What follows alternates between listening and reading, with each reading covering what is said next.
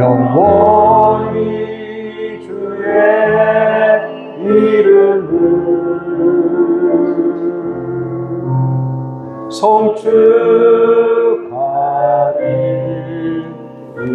송축하리이다. 왕이신 하나님, 오늘 또 우리를 은혜의 보좌 앞으로 인도해 주시고 한 해 동안 지켜주시고 베풀어 주신 모든 그 사랑을 다시 한번 기억하고 감사를 드립니다. 오늘도 우리의 심령 깊은 곳에 생명의 주님으로 충만한 느낌이 가득하게 하옵소서. 말씀을 듣습니다. 왕이신 주님의 음성을 듣고 순종하는 복된 하나님의 백성들이 되게 하옵소서. 예수님의 이름으로 기도하옵나이다. 아멘.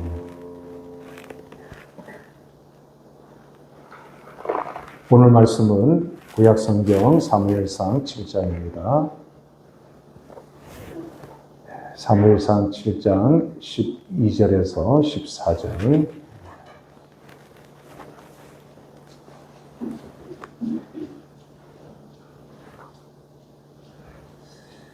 찾으신 줄 알고 제가 봉독해 드리겠습니다.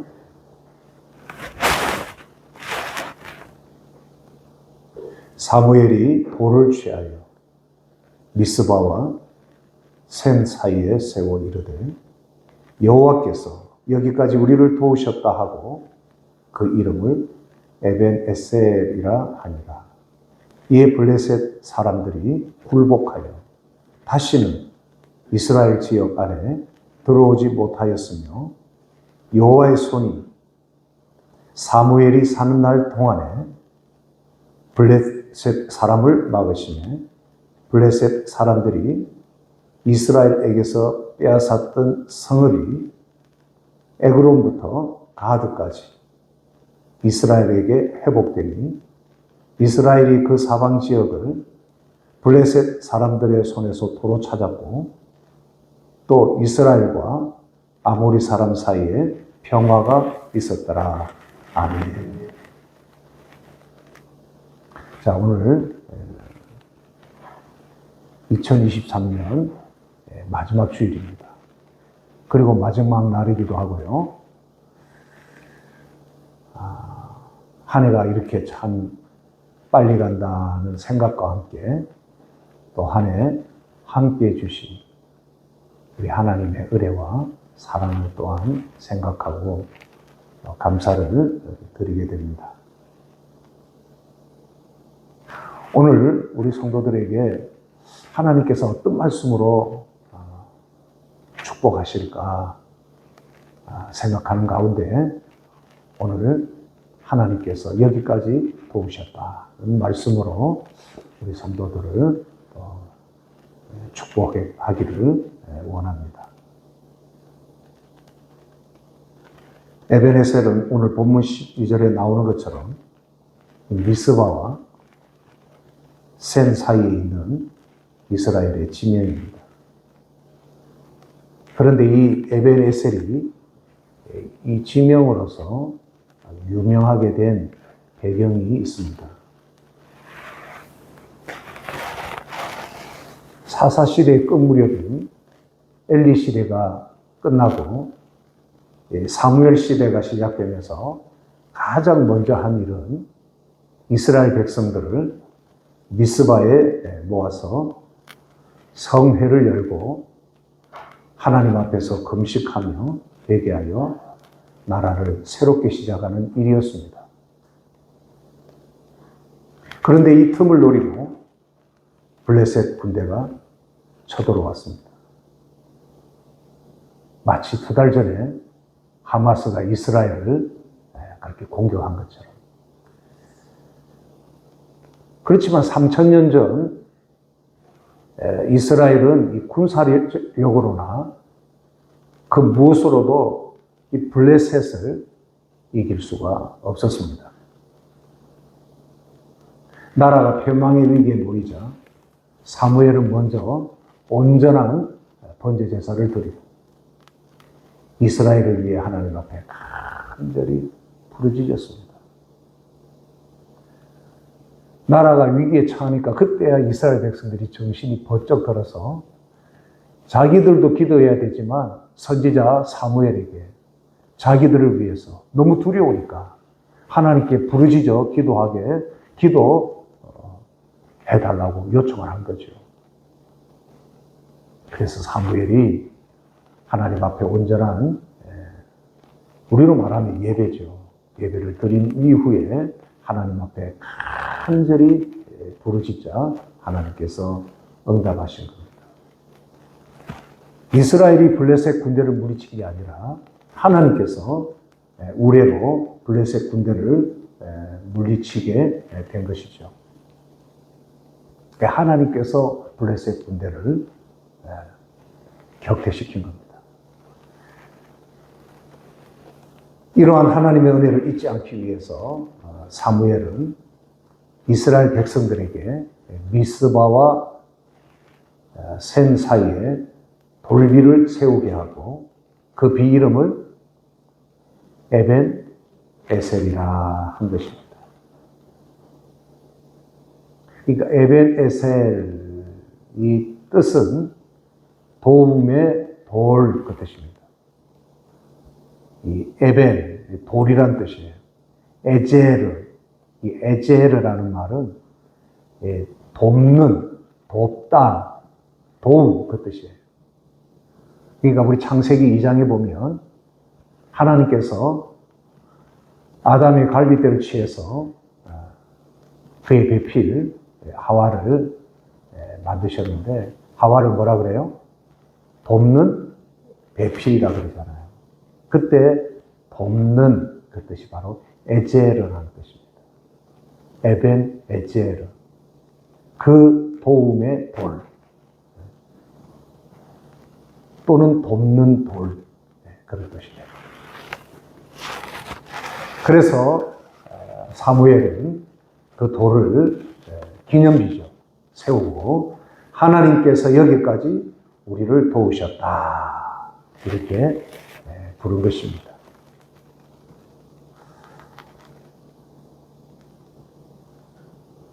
우리도 2023년 한 해를 마무리하면서 할 수 있는 최고의 고백. 하나님께서 여기까지 우리를 도우셨다는 고백입니다. 돌이켜보면 에벤에셀 하나님의 도우심이 아닌 것이 없죠. 어떤 분은 하나님이 도와주신 결과가 나는 왜 이렇지? 라는 생각을 하는 분도 혹시 있을지 모르겠습니다. 그러나 이 에벤에셀의 진짜 의미를 알면 에벤에셀의 하나님을 찬양하고 감사할 수밖에 없다는 것을 우리가 깨닫게 됩니다. 이 에벤에셀이라는 단어는 사무엘상 7장에만 등장하는 게 아닙니다. 이미 사무엘상 4장에도 등장하고 있습니다. 4장 12절을 볼까요? 4장 12절에 보면 이스라엘은 나가서 블레셋 사람들과 뭐합니까? 싸우죠. 전쟁이 일어난 겁니다.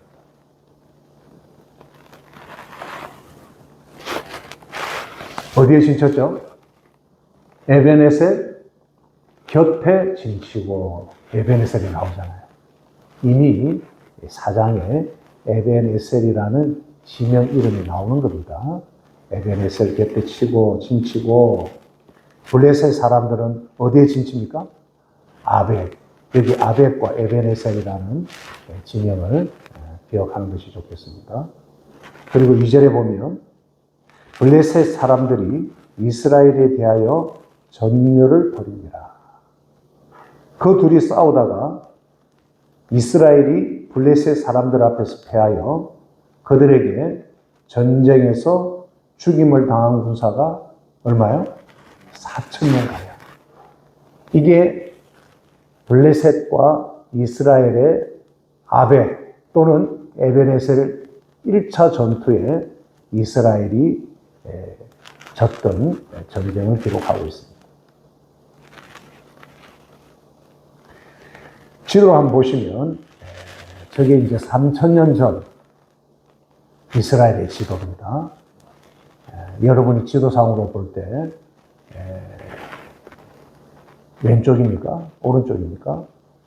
오른쪽이죠. 이쪽이 이제 지중해고 이제 오른쪽입니까? 그렇죠? 오른쪽이 지중해고 또 왼쪽이 사해입니다. 사해. 지중해와 사해 사이에 그죠? 좀 하해진 부분, 저 부분이 이스라엘의 이 광야 주로 산지입니다. 남부 황무지라고 그러죠. 거기에 이스라엘이 있고 예루살렘 있죠. 예루살렘. 예루살렘 저 북쪽으로 보면 그죠? 미스바가 나옵니다. 미스바. 지금 미스바에서 사무엘상 7장 사무엘 시대를 시작하면서 저 미스바에 온 이스라엘 백성들이 모여서 성회를 열고 이스라엘 새로운 시대를 시작할 때 블레셋이 이렇게 쳐들어온 겁니다. 저 쳐들어온 블레셋이 진친 지역을 아벡이라고 나오죠. 아벡 보입니까? 예? 내가 나가야 되겠네요. 이 앞에 줄을 줬죠. 이 지도를 봐야 에베네셀의 의미가 우리 앞으로 더 잘 와닿습니다. 자, 여기 보면, 빨갛게 되어 있으니까 그렇구나. 자, 여기가 지중해고, 여기가 사해죠. 여기가 이제 예루살렘입니다. 여기가 약 800m 높은 산지죠. 예루살렘에서 이쪽이 북쪽, 북서쪽이죠. 에베네셀이 있고, 여기가 아벡입니다. 지금 이스라엘이 모여서 사무엘과 함께 이제 새 시대를 열어가는 미스바 성회를 하나님 앞에 모여서 하고 있는데, 이때 이 블레셋 군대가 미스바에 이스라엘이 모였다는 소문을 듣고 여기 군대를 끌고 지금 여기 아벡에 진을 치고 있는 겁니다.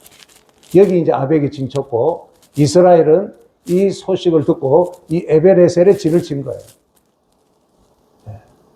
그런데 이제 사무엘상 4장에 여기 아벡에 진치고 있던 블레셋이 에베네셀에서 이스라엘과 싸워서 1차 전투에서 몇 명? 4,000명의 이스라엘 군대가 패하게 되는 겁니다. 죽는 겁니다. 그러니까 이스라엘이 거기서 엄청나게 충격을 받은 거죠. 그러니까 이 에베네셀은 이 사무엘상 7장에 어떤 장소죠? 패배의 장소입니다. 패배의 장소. 이름은 무슨 뜻이라 그랬어요? 도움의 돌이라는, 하나님이 도우시는 돌이라는 그러한 지명 이름을 가지고 있지만 사실은 이스라엘의 과거의 패배 장소예요. 아시겠죠? 그것도 한번 설명할 시간입니다. 저 4장과 오늘 우리가 말씀 읽었던 7장과의 그 시간은 약 20년 전의 사건입니다. 20년 전. 그러니까 20년 전에 블레셋에게 대표했던 장소가 바로 에베네셀 전투였어요. 그런데 사무엘은 이곳에 하나님께서 우리를 여기까지 도와주셨다라는 기념비를 세운 겁니다. 한마디로 사무엘 7장의 승리뿐만 아니라 과거의 그 패배도 기억하자는 뜻이에요. 승리만 기억하는 게 아니라 과거의 쓰라린 패배, 그 아픔도 우리가 함께 기억하자는 의미의 기념비가 에베네셀이다 그 말이에요. 하나님이 여기까지 도우셨다는 그 의미 속에 그 패배, 아픔 다 기억해서 그 기념비를 세운 것입니다. 성경을 보면 이스라엘이 전쟁에서 항상 이긴 게 아니에요. 우리는 이제 착각하기를 이스라엘은 전쟁만 하면 이긴다라고 생각을 하는데 성경을 자세히 보면 질 때도 많았습니다. 아예 통째로 망해서 포로로 끌려가는 때도 있었죠.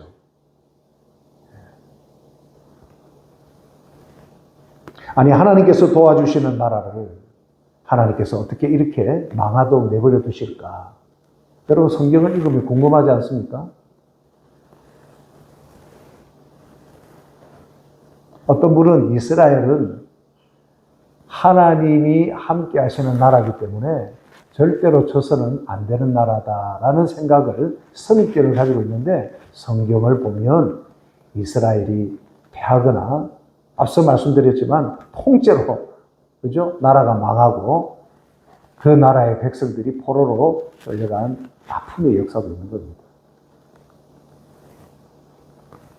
마치 우리 성도들이 한 해를 살아오면서 좋은 일, 기쁜 일, 즐거운 일만 있어야 되지 나쁜 일, 슬픈 일, 괴로운 일, 예수님을 믿고 교회를 다니는데 아픈 일, 이런 일이 있으면 안 된다고 생각하는 분들도 있단 말이에요.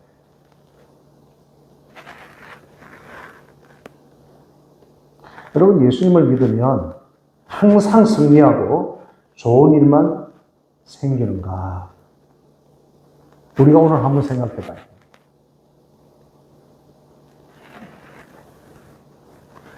만약에 그렇다면 믿음의 조상 아브라함, 이삭, 야곱, 요셉 또는 모세, 다윗 이런 분들의 실패를 성경은 왜 자세히 기록해 놓았을까?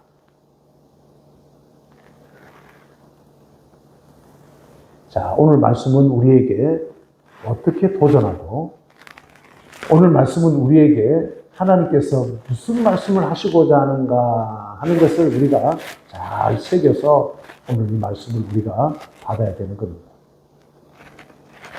하나님은 우리의 실패와 성공, 패배와 승리를 초월해서 여전히 우리를 사랑으로 인도에 가신다는 것을 강조하는 것이 바로 이 에벤에셀이라고 하는 돌비예요. 승리의 기념비일 뿐만 아니라 과거의 패배도 기억하라는 겁니다. 그래야 겸손하게 하나님을 더 의지하고 하나님의 은혜를 잊지 않는다는 거죠. 승리만 하면 인간은 쉽게 교만해집니다.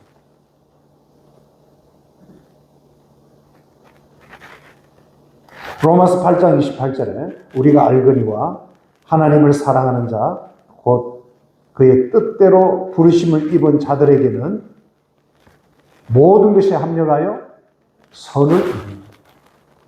제가 말씀드렸죠? 제가 가장 좋아하는 말씀입니다. 저도 참 고민 많이 했습니다.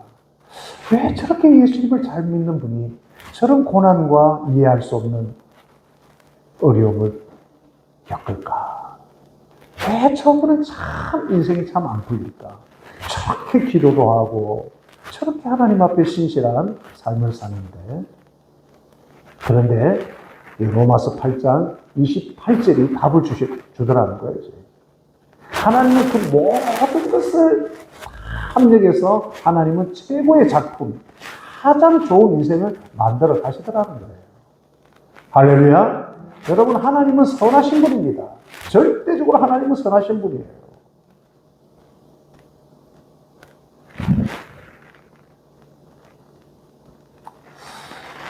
우리 인간 편에서 볼 때는 실패와 패배 정말로 견디기 힘든 겁니다.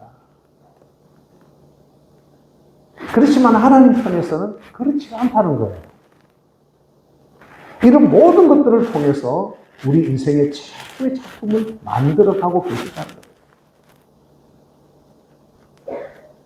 사실 사무엘의 어머니 한나도 마찬가지였습니다.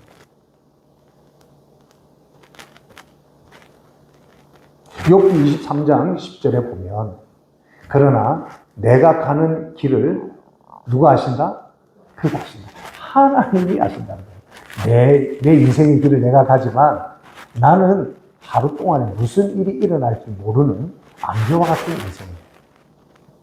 그런데 내가 가는 그 길을 아는 분이 계시는데 그분이 누구라는 거예요? 하나님이시라는 거예요. 할렐루야! 여러분 이거를 인정해야 돼요. 2024년에 어떤 일이 일어날지 아무도 알 수 없어요. 그러나 하나님은 아시는 거예요. 그래서 그 하나님을 소망하고 한 해를 마무리하고 그 하나님을 기대하며 새해를 열어가는 것. 그것이 가장 지혜로운 삶의 태도 방식이라는 겁니다. 내가 가는 길을 그가 아시나니 그가 나를 뭐한 후에 단련하신 거예요. 실패와 성공, 아픔과 그죠? 고난 이런 것을 통해서 나를 단련하시는 겁니다. 단련하신 이후에는 내가 순금같이 되어 나온다는 거예요. 네?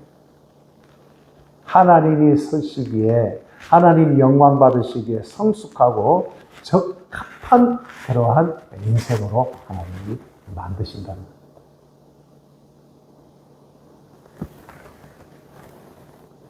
우리는 생각하기를 잘 되면 복이고 안 되면 망했다, 실패다 이렇게 생각하지만 하나님 생각은 다르시다는 거예요. 부모님들은 좀 자녀들이 좀 안 되고 아프고 쓰러지고 깨어지는 그런 것들을 좀 멀리서 바라볼 필요가 있습니다. 자녀 인생을 부모가 다 책임져 주려고 하면 안 돼요.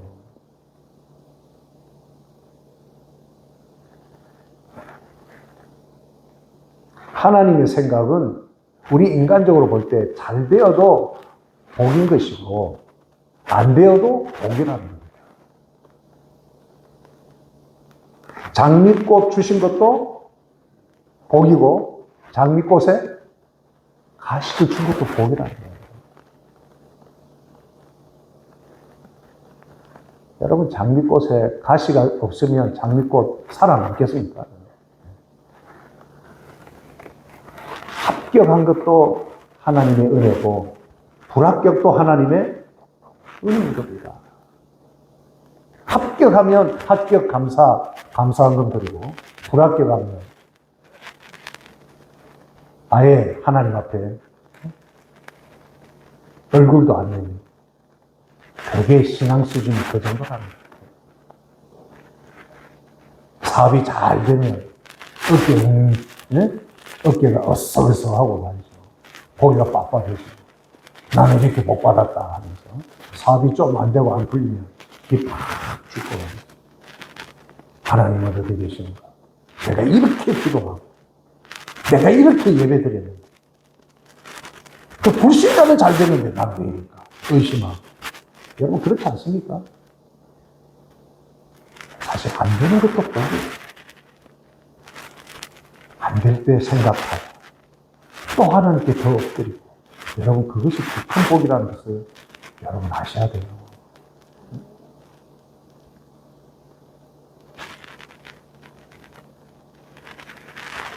어떤 분은 그래요. 겸손하기가 너무 어렵다.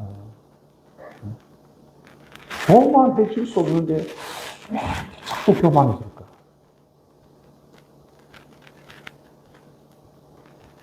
교만은 패망의 선봉입니다. 그래서 하나님께서 우리를 교만하지 못하도록 자꾸 우리를 다잡아하시는 거예요. 안 될 때 우리가 생각해 봐야 돼요. 아플 때 생각해 봐야 돼요. 외로울 때 생각해 봐야 돼요.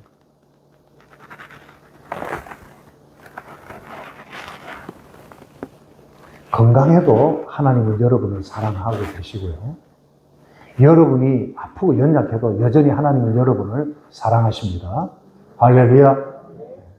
그게 도움의 돌이라는 거예요. 그게 도움의 돌.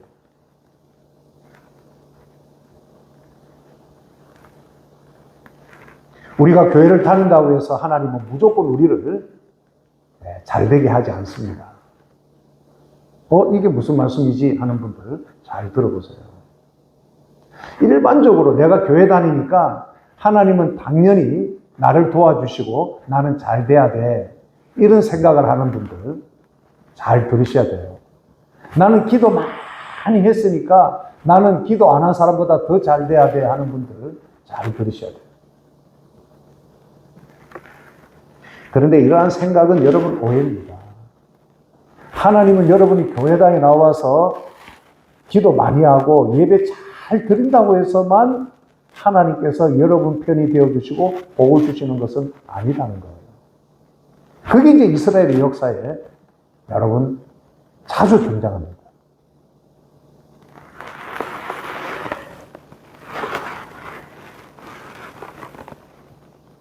엘리 제사장의 두 아들이었던 홈리와 비느하스도 제사장이었습니다. 그런데 이들이 블레셋과의 1차 전쟁에서 패배하자 이번에는 실로에서 하나님의 궤를 메고 다시 블레셋과 2차 전쟁을 벌이게 됩니다. 하나님의 그 법궤, 하나님의 궤는 하나님의 임재를 상징하는 거예요. 우리는 하나님이 함께함으로 블레셋과의 2차 전쟁을 통해서 우리가 복수할 것이다 하고 이제 하나님의 궤를 메고 나간 겁니다. 그런데 그 결과가 어떻게 되느냐. 자, 사무엘상 4장 보십시오. 이게 이제 에베네셀 2차 전투입니다. 여기 보니까 10절에 블레셋 사람이 쳤더니 이스라엘이 패하여 각기 장막으로 도망하였고 살육이 심히 커서 이스라엘 보병 엎드러진 자가 몇 명? 이번에는 3만 명. 거의 괴멸 수준입니다. 하나님의 괴는 빼앗겼고 엘리 두 아들과 홈리와 비느하스는 거기서 죽었습니다. 하나님이 도와주신다고 확실히 믿었는데 하나님이 도와주지 않습니다. 하나님의 괴라고 하나님의 임재가 함께 한다고 믿었던 그 하나님의 괴는 상자에 불과했습니다. 하나님이 함께 해주지 않습니다. 여기 한번 보세요. 지도 한번 봐주세요. 자, 여기 지도 보시면, 여기 에베네셀, 여기 이제 아벡이 여기 블레셋 군대가 진치고 있는 지역이고, 이 전투는 에베네셀에서 1차, 2차 전투가 벌어진 겁니다. 2차 전투 때 1차에 패배하고 나서 홈리와 비느하스가 이 당시 여호와의 궤가 이 실로에 있었어요. 실로. 여기에 있는 여호와의 궤를 메고 에베네셀 전투에 2차 복수전을 한 겁니다. 그런데 여기서 괴멸 수준의 대패를 하고 간 거예요. 예? 이때 빼앗긴 여호와의 궤가 어디로 옵니까?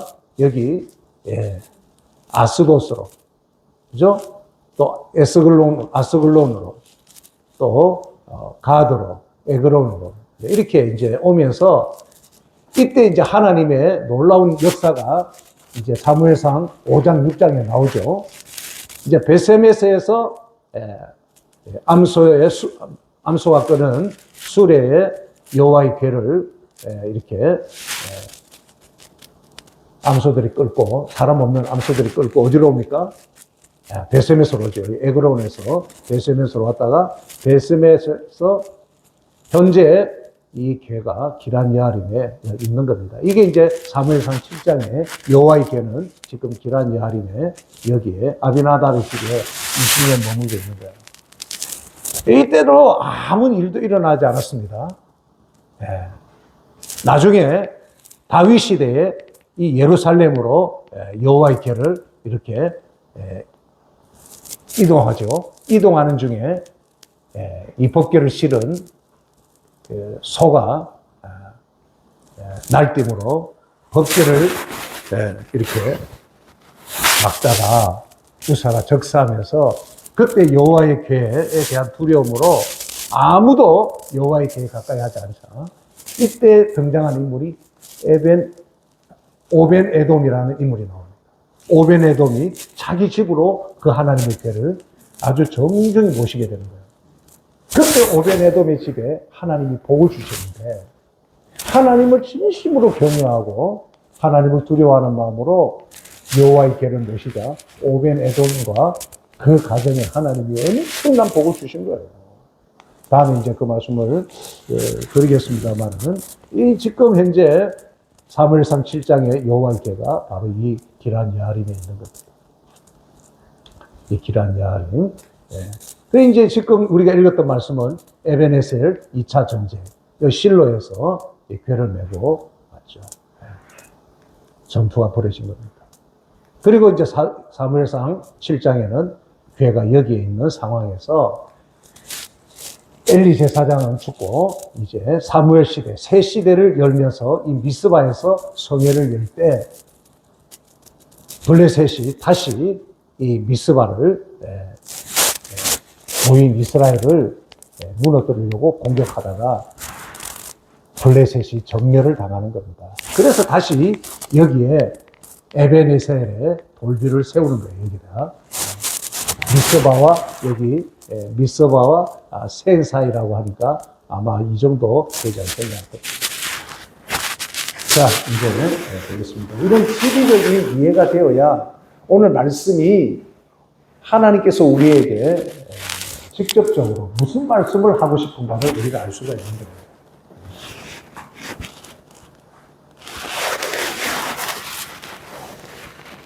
자, 여기서 우리가 한번 생각해 봐야 될 것은 하나님이 함께 하시는 분명한 증거가 되는 여호와의 궤를 메고 홈리와 비느하스가 에베네셀 2차 전투에 블레셋과의 싸웠는데 하나님이 왜 그때는 도와주지 않으셨느냐.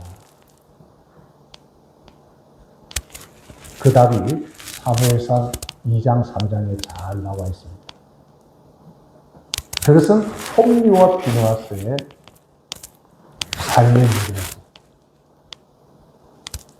그들은 평소에는 하나님을 두려워하거나 하나님을 경외하지 않다가 이런 어려움이 생기니까 그때 하나님 도와달라고 하나님께 붙잡는, 하나님을 붙잡는 그런 기복적인 신앙을 합니다.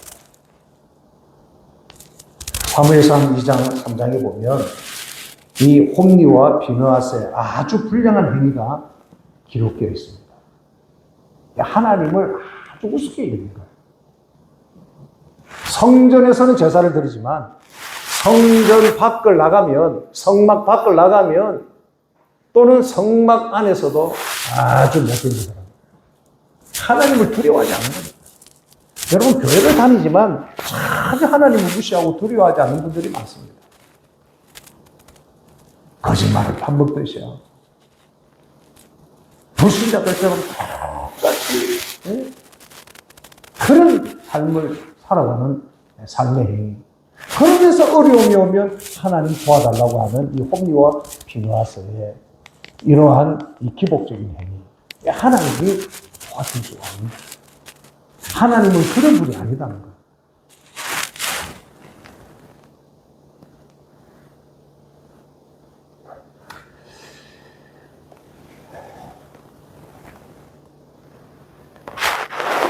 미국 남북전쟁이 한창일 때 북군이 남군에게 밀리고 있었습니다. 그때 북군의 지도자인 링컨에게 북군 이 장군이 링컨에게 긴급하게 도움을 요청합니다. 각하, 어서 하나님께서 우리 북군 편이 되어주셔서 우리 북군이 승리하게 해달라고 각하께서 좀 기도해 주십시오. 큰 위기 앞에 링컨에게 기도의 요청을 이 장군이 합니다. 그때 링컨이 유명한 말을 했습니다. 장군, 하나님이 우리 편이 되게 해달라고 기도하지 말고 우리가 하나님 편에 서게 해달라고 기도하십시오. 여러분, 이 표현은 굉장한 표현입니다.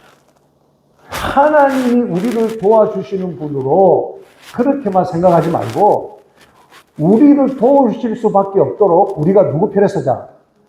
하나님 편에 서는 군대가 해달라고 그렇게 기도하십시오.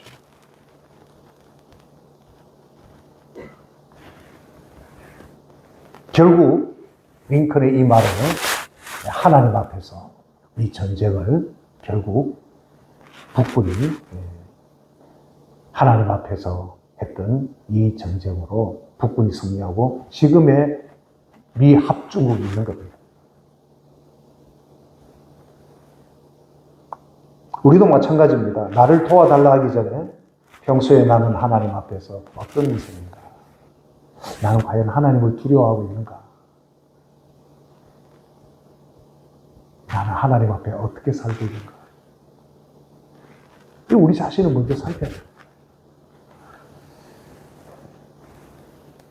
그거는 살피지 않고 그저 도와주십시오. 복 주십시오.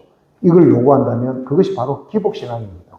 이런 여러분 기복신앙은 무당이나 절이나 불교 신자나 제사 지내는 사람들이나 다 그렇게 여러분 그런 신앙을 갖는 거예요.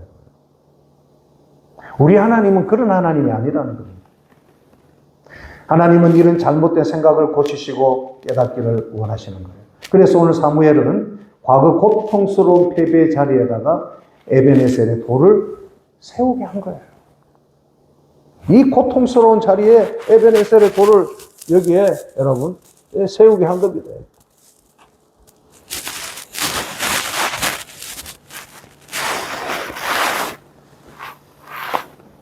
우리가 오늘 여기까지 오게 된 과정 속에 실패의 쓰라림과 고통의 눈물도 있었지만 결국 하나님의 도움으로 여기까지 왔습니다는 고백과 그 찬양을 이스라엘이 영원히 잊지 않도록 에베네셀이라는 기념비, 돌비를 세우게 했던 것이죠. 우리가 다시 한번 이 말씀을 정리해보면 이스라엘이 패배했다고 하나님은 그들을 버리지 않았습니다. 마찬가지로 우리가 실패했다고, 우리가 아프다고 하나님은 우리를 버리지 않으신다는 거예요. 우리를 포기하지 않으시는 겁니다. 하나님의 목적이 뭐냐? 하나님의 뜻이 뭐냐? 그것은 우리가 성공적인 삶보다도 하나님과의 올바른 관계에 하나님이 더 관심을 가지고 있다는 겁니다. 그것이 야고보서 4장 8절이에요. 우리 같이 한번 읽어볼까요? 같이 한번 읽어보겠습니다. 시작. 하나님을 가까이 그리하며 너희를 가까이 하시리라. 예, 여기까지. 하나님을 가까이 하시라. 평소에 그리하면 너희를 가까이 하시리라. 늘 하나님을 의식하고 하나님의 임재를 그죠? 늘 인식하고 그렇게 살아야 합니다. 하나님이 그걸 우리가 이 세상에서 성공적인 삶을 사는 것보다 하나님을 더 가까이 하는 삶을 우리 하나님이 원하신다.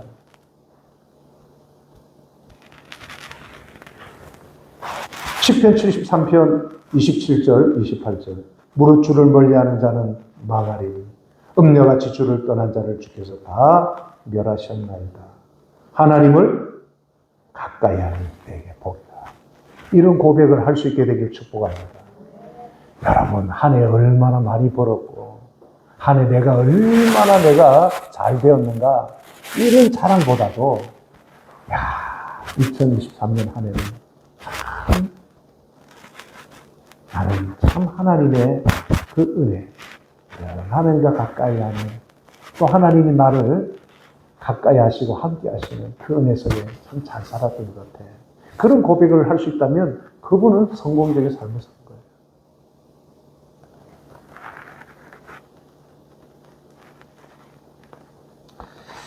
사무엘은 이처럼 이스라엘이 과거에 패배한 장소 지명 그대로 미스바와 센 사이에 돌을 세우고 그 돌을 뭐라고 불렀다고요?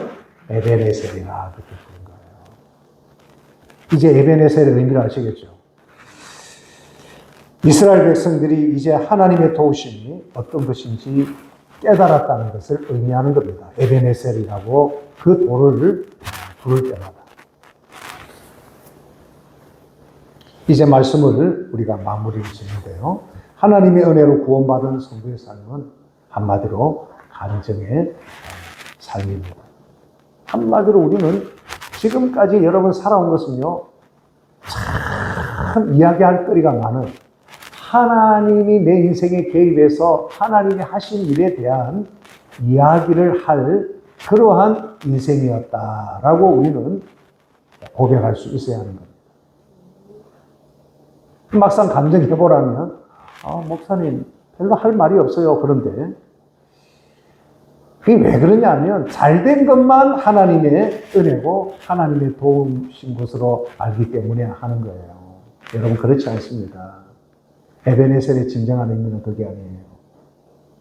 진정한 에베네셀은 오늘 여기까지 도와주신 하나님, 지금 여기까지 함께 하신 하나님이에요. 네? 어느 무명 시인이 쓴 송년의 시를 한번 읽어드리겠습니다. 주여 올 한 해 저를 약하게 하심을 감사합니다. 약함을 통해 진정 강함이 무엇인지 깨닫게 해주셨기 때문입니다. 주여 저를 고난의 수렁에 내던져 주심을 감사합니다. 고난과 씨름하면서 주님과 가까워졌기 때문입니다. 주여 제 계획대로 안 되게 해주심을 감사합니다. 제 뜻을 내려놓고 하나님의 뜻을 깨달았기 때문입니다. 주여 사랑했던 사람들이 제 곁을 떠나게 하심을 감사합니다. 사람이 얼마나 소중한 존재인지를 깨달을 수 있었기 때문입니다. 주여 살아가는 것이 너무 힘들어 한없이 눈물이 흐르게 하심을 감사합니다. 그 고통으로 인해 영원한 하나님 나라를 사모할 수 있었기 때문입니다. 할렐루야. 이런 기도가 바로 에베네셀의 기도예요.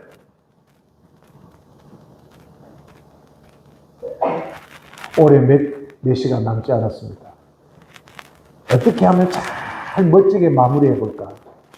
그런 계획보다도 어떻게 하면 올 한 해 남은 시간 하나님을 더 가까이 하는 참 복된 마무리 할 수 있을까? 이런 생각을 하는 분에게 하나님의 도우심에 에베네셀의 은혜가 임하는 거예요. 네.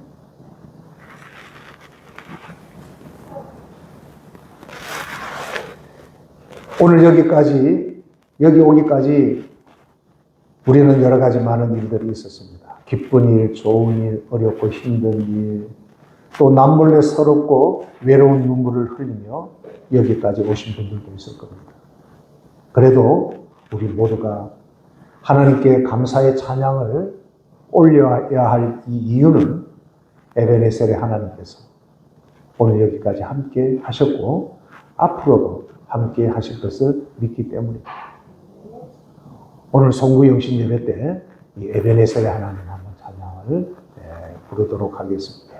자, 이렇게 에베네셀의 하나님께 감사하고 신뢰할 때 하나님께 이스라엘에게 다음과 같은 축복을 주셨습니다.